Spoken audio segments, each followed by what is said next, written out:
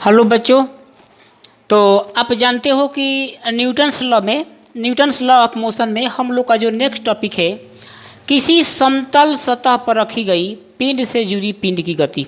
और इसमें हम लोग ऐड करेंगे एक पुली।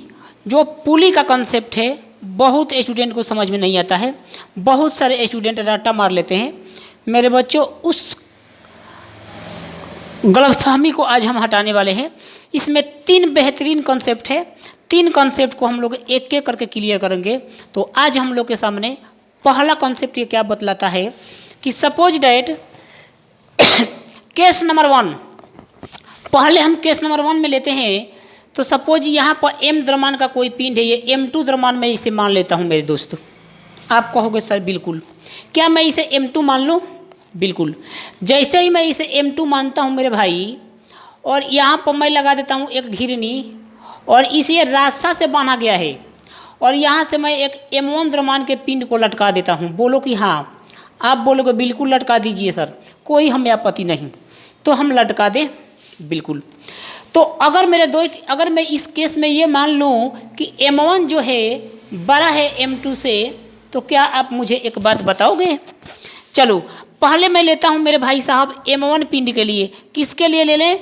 m1 पिंड के लिए। हाँ, एकदम हिंदी मीडियम में है, एकदम हिंदी मीडियम वाला विद्यार्थी एकदम बेहतरीन तरीक़ों से समझ सकता है। और ये बिल्कुल लाइव है, जिसको जहाँ से कुछ भी पूछना है बिल्कुल पूछ सकता है।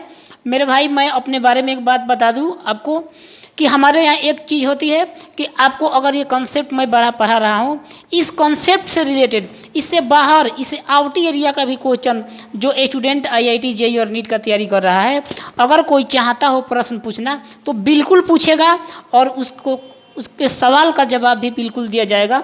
ऐसा नहीं है कि क्लास में जो चीज़ें बनाई जा रही है, जो चीज़ें पढ़ाई जा रही है, वही जेईई और नीट में आएगी। मेरे बच्चों, आपको जहाँ से क्वेश्चन इच्छा करे, किसी भी बुक से आप क्वेश्चन उठा करके पूछ सकते हैं। ये हमारे क्लास की आज़ादी होती है। ऐसा नहीं है कि हम पढ़ा रहे हैं 100 बच्चों के बीच में, आपने कोई क्वेश्चन उठा दिया, सर से सॉल्व नहीं हुआ, सर बेइज्जत हो गए। ऐसा नहीं है मेरे दोस्तों। आपकी कैपेसिटी नहीं है कि वर्ल्ड का किसी बुक से कोई फिजिक्स का क्वेश्चन और मैथमेटिक्स का क्वेश्चन उठाकर और रितेश सर को इस बोर्ड पर फंसा दो। ऐसा नहीं हो सकता। आप जेईई और नीट के किसी भी क्वेश्चन को लाइए, पेन फ्री बिल्कुल सॉल्व कराया जाएगा। लेकिन वही पेन फ्री हम चाहते हैं कि आप भी सीख जाइए।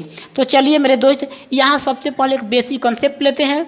इस बेसिक कॉन्सेप्ट को हम लोग शॉर्ट टेक्निक में किस प्रकार से अप्लाई करेंगे ये भी सीखेंगे। तो चलिए, अगर मैं m1 द्रव्यमान की बात करता हूँ मेरे दोस्त, अगर m1 12 है तो जाहिर सी बात है, जब m1 12 है तो नीचे आएगा, तो ये भी इधर आएगा, ये भी इधर खींचाएगा, ये भी इधर खींचा जाएगा।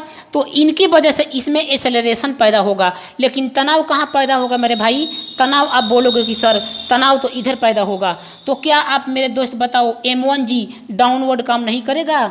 आप बोलोगे बिल्कुल सर। लेकिन कम करने की ट्राई कौन कर रहा है? ये कर रहा है। अगर ये नहीं होता तो एक के बार में नीचे आ जाता।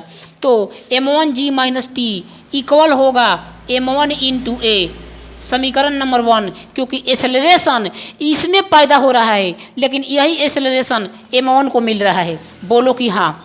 कितने आदमी को समझ में आ गया? बोल दो एकदम, बिल्कुल एकदम लाइव है, बिल्कुल बोल दो कि हमें समझ में आ गया है। अगर किसी को कुछ पूछना हो तो बिल्कुल खड़े हैं। चलिए मेरे बच्चों, क्या मैं केस नंबर 2 ले लूँ? इस केस की मैं बात करता हूँ, m2 द्रव्यमान की अगर मैं बात करता हूँ, m2 पिंड के लिए मैं बात करता हूँ, तो आप मुझे बताओ अगर मैं m2 को इस साइड में खींचना चाहूँगा तो भाई साहब जाहिर सी बात है कि टेंशन भी इसी में प्रोड्यूस होगा। ये टेंशन इसी में प्रोड्यूस होगा। अगर टेंशन इधर भी प्रोड्यूस होगा, सपोज डैट टेंशन इसमें भी प्रोड्यूस होगा, वही टेंशन इधर भी प्रोड्यूस होगा, वही टेंशन इधर भी काम करेगा इस घिरनी की मदद से। तो क्या आप मुझे बताओ, ये जो टी होगा ये इसमें एक्सेलरेशन इधर पैदा नहीं करेगा? तो टी बराबर m2 × a हो जाएगा, समीकरण नंबर 2।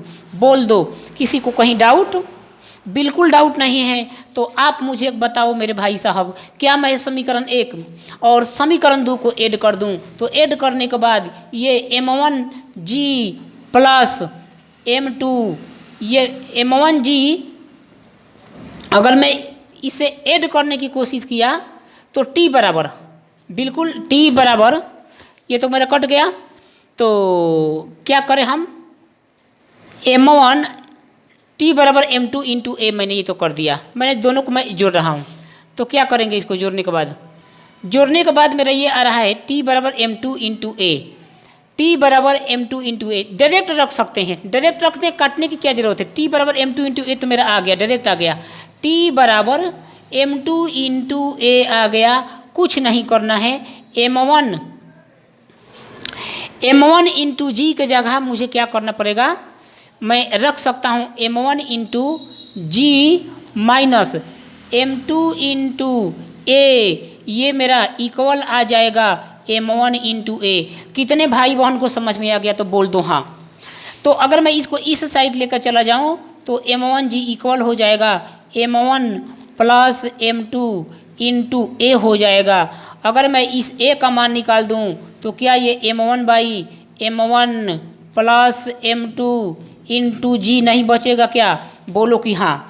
अगर मैं इस केस में तनाव बल T की बात करूं तो तनाव बल T जो मेरा हो जाएगा M2 इंटू ए का मान भर दिया करो M1 by M1 plus M2 into जी। तो इस केस में मेरे दोस्तों आपका जो तनाव बल आ गया M2 into M1 into M2 by M1 plus M2 into g, ये होती है मेरे दोस्तों,